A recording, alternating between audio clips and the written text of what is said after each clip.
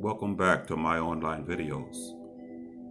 Today I want to talk about something very serious that a lot of us are not paying close attention to. The other day I was watching the news and the meteorologist said that the Gulf Stream is on the verge of collapse. Now the Gulf Stream is the current that starts in the Gulf of Mexico and flows eastward between Florida and Cuba up the eastern US seaboard, up the Canadian eastern seaboard, out across the Atlantic Ocean over to Europe. Now that's a lot of water, people. Now when that collapses, not only will it destroy or disrupt all marine life in that region, but it's going to create unprecedented, unpredictable weather pattern changes on a global scale. And it's all due to global warming. That's something serious. Al Gore, who was our vice president under the Clinton administration from 1993 to 2001, first spoke out about global warming way back in 1976. That's 45 years ago. And today, if global warming continues at its current rate, 30 short years from now, we will not have 15 U.S. cities because they will be flooded out due to global warming. That's serious. So that's what I want to talk about. I want to talk about what is global warming because a lot of us don't know. What are the effects of global warming and what causes it? So what is global warming? Global warming is the increased temperature of the Earth's surface, the Earth's atmosphere, and the Earth's water. Global warming. The effects of global warming is unprecedented or unpredictable.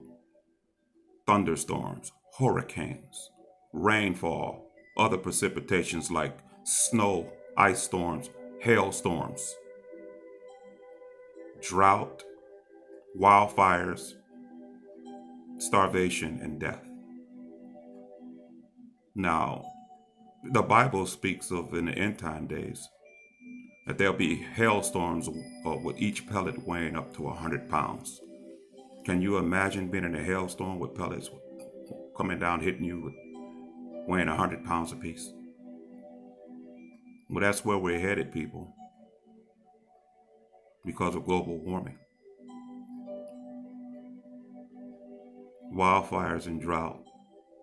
We seeing the effects every day. Hot temperatures become hotter. Our summers are being hotter. Our winters are being colder. This winter is predicted to be one of the coldest winters in U.S. history. Well, we better buckle up and get warm. It's getting serious. But what causes this? What's causing global warming? Our everyday life, our everyday conveniences is what's causing global warming. The concentrated burning of fossil fuels and the emissions being released into the atmosphere, and farming. Our everyday conveniences. When we drive our vehicles, the emissions that they put off. When we mow our lawns, when we warm our homes, even when we barbecue, we contribute to global warming. It's not our fault. It's not intentional. It's just a convenience. It's the way we live. 40% of all emissions being released into the atmosphere is from our power plants that provide us with the necessary heat and electricities that we need. Excuse me. This message don't want to get out, huh? And then our farming. Our farming, we have so many people on the planet now that we can't let the soil rest for the seventh year to replenish itself with the natural organic minerals needed for proper food growth. So we use fertilizers and pesticides to help with our food growth, and the byproducts of that leaks into our underwater spring systems, which flows into our streams, our rivers, and then our oceans, producing warmer water. Our everyday lives. But there's good news. In 1970, Richard Nixon started the EPA, the Environmental Protection Agency, in response to consumers' concerns for air pollution. And the EPA's sole mission is to protect human and environmental life. And since its inception, they've been monitoring the emissions that the power plants are able to release into the atmosphere. They're being heavily monitored and heavily fined for doing so if they don't comply with regulations. So there's hope. There's been some effort in trying to combat this global warming, but it's running out. We're running out of time.